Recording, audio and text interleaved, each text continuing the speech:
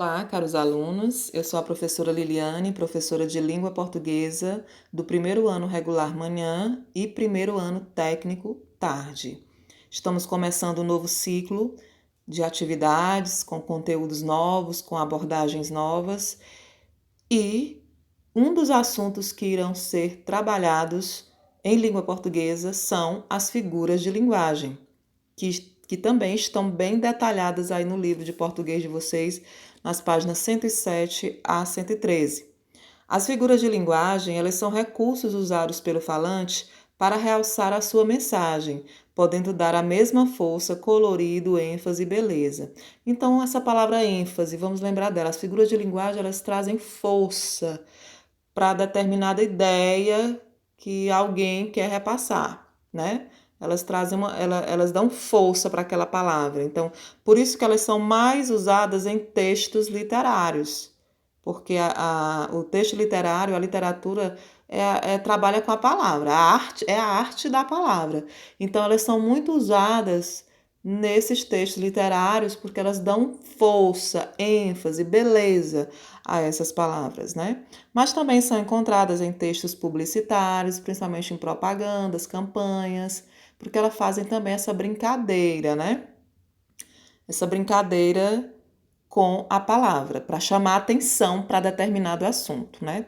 E também são usadas em textos jornalísticos. Cheguei a comentar um pouco sobre isso no início do ano, em março, a gente falando de literatura, de texto literário, não literário, linguagem verbal e não verbal, e eu cheguei a comentar um pouco sobre metáfora, pleonasmos, que já eram uma prévia sobre as figuras de linguagem. Então, a primeira figura de linguagem é chamada de antítese, que expressa ideias opostas. Como funciona a antítese? É a figura de linguagem que consiste no uso de palavras ou ideias de sentido contrário. Então, nós temos aqui um trecho de um poema de Carlos Drummond de Andrade, e nesse trecho nós temos a presença de uma antítese. Por exemplo, a palavra nasce-me, fere-me, mata-me, ressuscita-me. Nasce-me e mata-me. São duas palavras com ideias opostas. Nascer, morrer. Então, aqui está presente uma antítese. Aqui no outro exemplo tem assim: a guerra não leva a nada.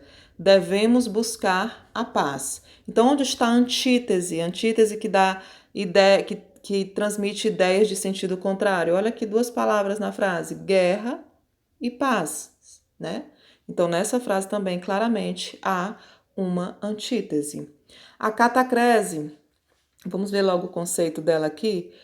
Emprego impróprio de um termo, por não existir termo adequado para designar certas ações, coisas ou qualidades. A gente usa muito no dia a dia. Batata da perna, né? Cabeça de alfinete, braço do sofá, a perna da mesa, né? Aqui, como mais aqui anteriormente foi mostrado, dente de alho. Então, assim, alho não tem dente, né? Batata não tem perna, alfinete. Então, é o uso impróprio de um termo. Isso se chama catacrese, é outra figura de linguagem. O eufemismo, gente, só lembrando que essas figuras de linguagem também, muitas delas a gente usa no dia a dia sem perceber. Por exemplo, o eufemismo, ele suaviza a expressão, às vezes uma expressão forte, indelicada, mas uma expressão assim, como eu posso dizer, bem chocante, mas aí a pessoa que vai, né, falar, que vai se expressar, ela suaviza, isso se chama eufemismo. Então, quando eu digo ele não é muito sábio, né? Para não dizer que alguém é burro, que também não é legal dizer que alguém é burro, né? Mas muitas vezes no dia a dia você já pode ter saltado aí para alguém, ó, você é burro, né? Então, para você não chegar diretamente na pessoa e dizer você é burro, você não, olha, ele não é muito sábio. Então, isso é uma figura de linguagem, sim, chamada eufemismo. Olha aqui, consiste no emprego de palavras ou expressões suaves. Quando lembrarmos de eufemismo, vamos lembrar da palavra suave, que no lugar de expressões rudes, desagradáveis, chocantes, como eu já tinha falado. Então, aqui tem o exemplo: passou desta para melhor. Muita gente não quer dizer de cara, olha, seu parente morreu. Você chega e diz, passou desta para uma melhor. Não é dado ao trabalho. Você não quer dizer que a pessoa é preguiçoso, mas você diz, olha, essa pessoa aí não é dada ao trabalho. Então você está dizendo uma coisa chocante, mas de uma maneira suave. Isso se trata da figura de linguagem eufemismo. A outra figura de linguagem é chamada de hipérbole, que é a figura de linguagem do exagero. Olha um exemplo, vive nadando em dinheiro. Onde está o exagero? Ninguém nada em dinheiro, né? É apenas uma forma de dizer que a pessoa tem muito dinheiro, né? Então, a hipérbole, ela consiste no exagero de uma ideia. Então, quando falarmos em hipérbole, vamos lembrar de quê? Exagero, para conseguir maior expressividade para enfatizar alguma situação. Olha os exemplos. E eu sei que vocês ou falaram ou já ouviram alguém usarem algumas dessas expressões. Ela chorou rios de lágrimas. Onde está o exagero? Em rios de lágrimas. Ninguém consegue chorar rios. É no sentido de dizer o quê? Que chorou muito, que estava aos prantos, né? Estou morrendo de sede. Ninguém morre de sede, é apenas uma forma de dizer que está com muita sede. Há séculos que te espera. A gente fala isso direto, gente. Como eu disse, são figuras que estão presentes no nosso dia a dia. Ninguém fica séculos, né? Esperando. É só uma maneira de dizer que estava esperando há muito tempo. Então, hipérbole é a figura do exagero. A metáfora eu já tinha falado para vocês.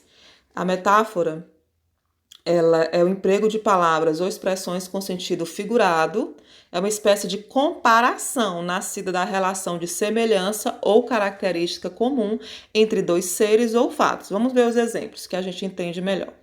Ele tem músculo de aço. Então, assim, eu estou fazendo uma comparação entre os músculos de alguém com o aço. Então, quais são as propriedades do aço? Quais são as propriedades do aço? Então, ele está relacionando o músculo de alguém com o aço. Ele quer dizer que o músculo é igual a um aço, né? Forte, pesado, né? Aqui outro exemplo. Aquele homem é um leão. Ele está fazendo uma comparação. Ele não quer dizer que o homem é um leão. Como diz aqui, é o sentido figurado. Então, o que é o sentido figurado? Ele apenas faz uma comparação, uma analogia. Por exemplo, aquele homem é um leão. No sentido de quê? Como é um leão? Um leão é bravo? É perigoso?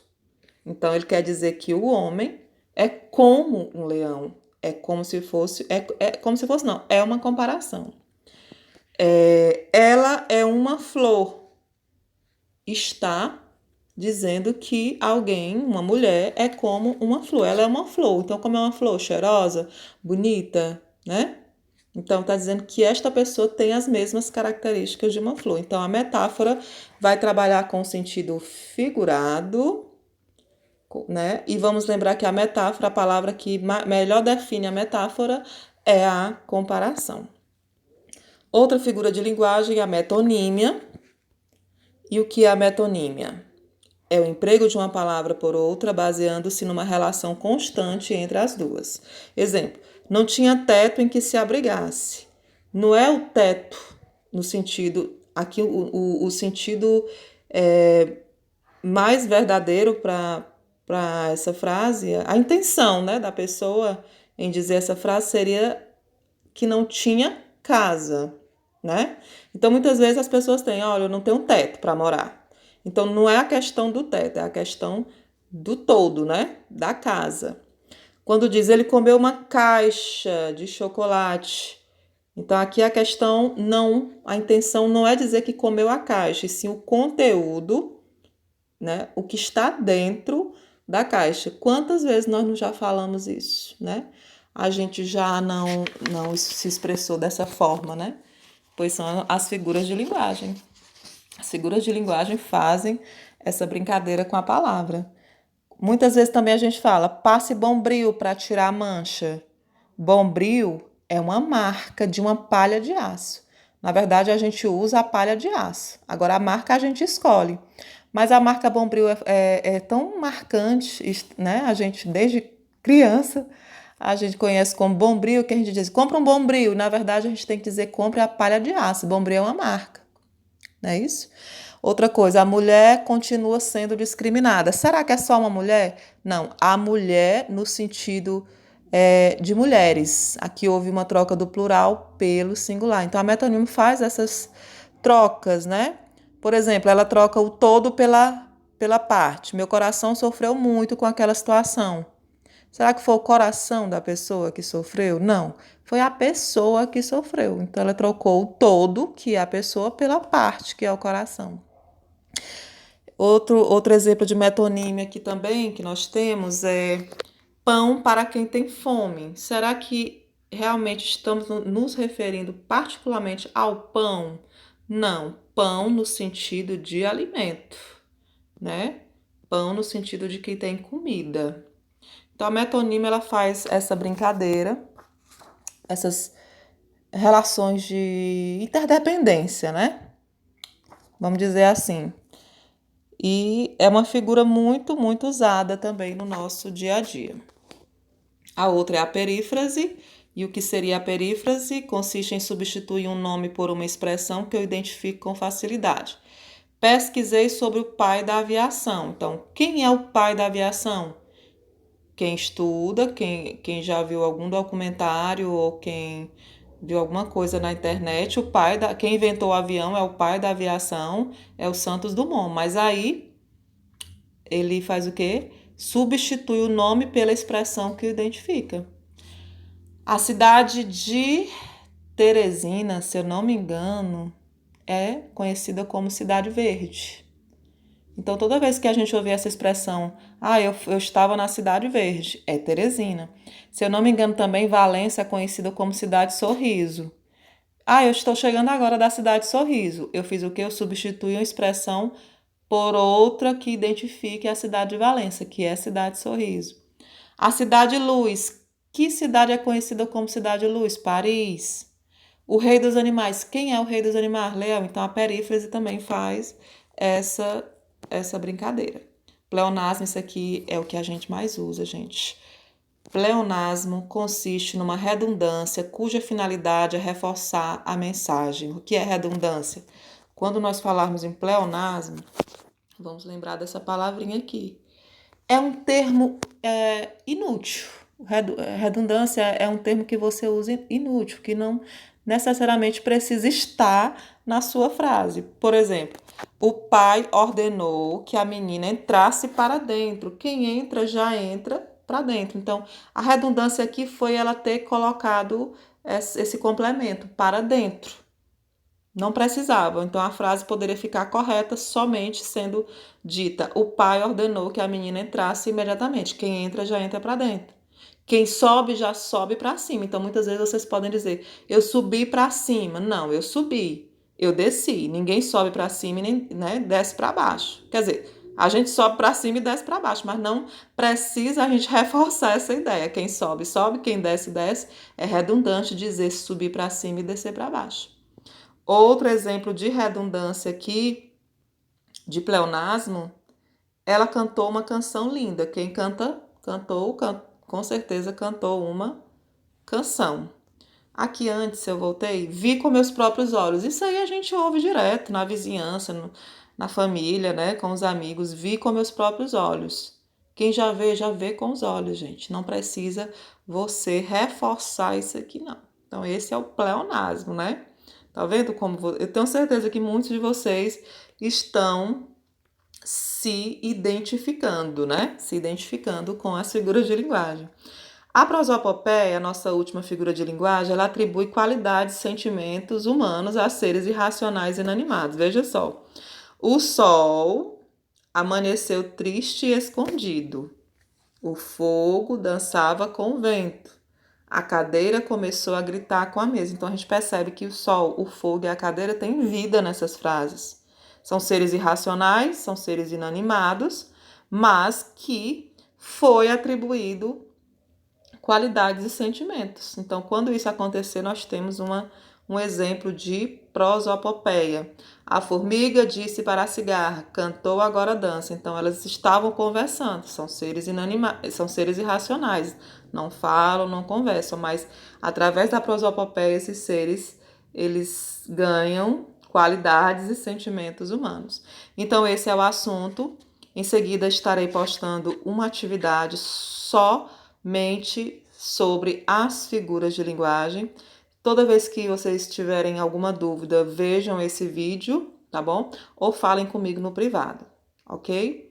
Obrigada.